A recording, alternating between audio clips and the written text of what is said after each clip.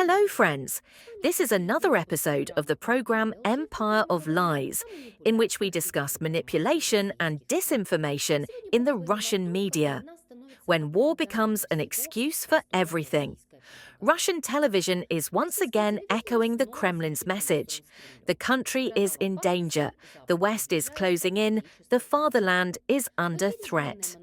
The broadcasts feature long monologues in which economic problems are transformed into the result of enemy intrigues, and the war itself is a sacred duty.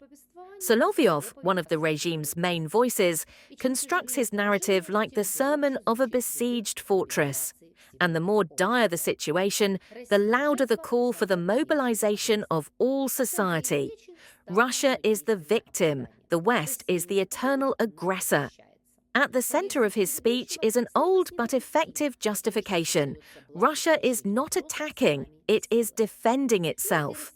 According to the TV presenter, weakness is unacceptable because it creates the temptation to resolve the issue with us by force.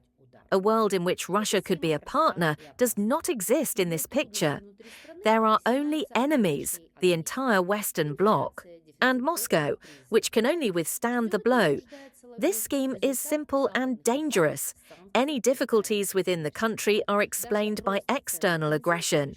Inflation, fuel shortages, the economic crisis.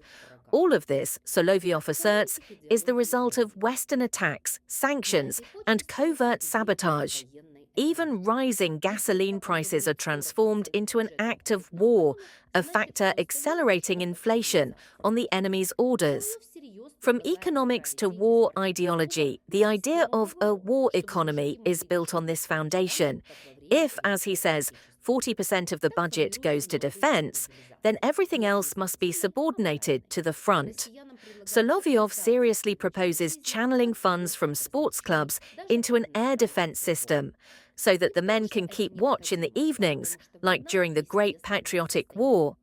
Thus, a new type of mobilization is taking shape, not administrative, but moral.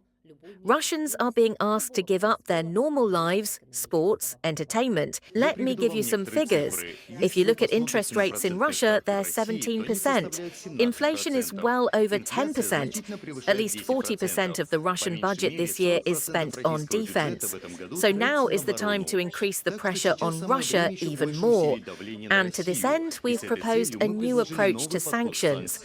We're no longer applying sanctions in stages, but we're proposing much tougher measures in the energy, financial services,